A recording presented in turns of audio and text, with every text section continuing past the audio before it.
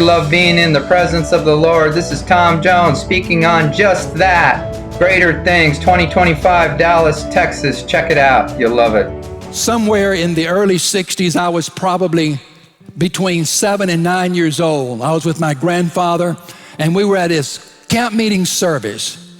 Now, most of you will not understand what a good old-fashioned Pentecostal camp meeting service looks like. I mean, about 5,000 people. It was wild. I mean, it was chaotic. You had people running, shouting, jumping. You had women who shouted their hair down. They had their hair up in a bun. They shouted their hair done, and they're flipping the hair, and it was like a whip. You had to duck. They'd put your eye out. I mean, it was that kind of a service. It was amazing. And I'm there with my grandfather, and my grandfather was my spiritual hero. Really, he was a man of prayer. Every morning and every night, he would get up, kneel down beside his rocking chair and pray. And I don't mean, and now I lay me down to sleep kind of a prayer. He would pray, and he would pray. And he had this area down behind the barn where he'd go and walk and pray. And he did that for years, many, many years. He'd go and walk.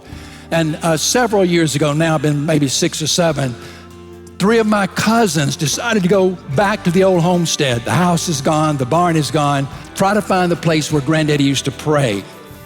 And this is exactly what happened. They found where the house was. They found the foundation, the stones that it was built on. And they walked down to where Granddaddy prayed, and they were pushing through brush, they was pushing through briars, and this is what I'm told my mother. He said, we walked and we stepped through those briars, and there was a circle, almost like a golf course. It was like somebody had gone in and mowed the lawn, and said, when we stepped in that circle, the power of God hit us all through and went up on the ground. Couldn't get up off the ground.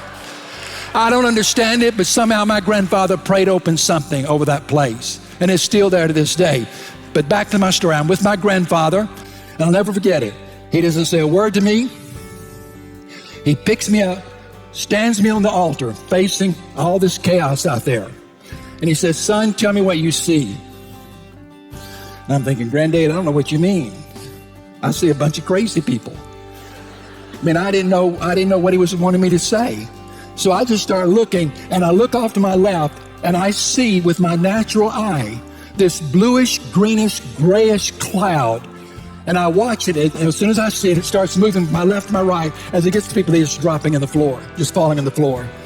And I said to Granddad, and I described what I saw. Now, I didn't see it in the spirit. We didn't know what seeing in the spirit was then. I saw it with my natural eye. And I said, Granddaddy, here's what I see.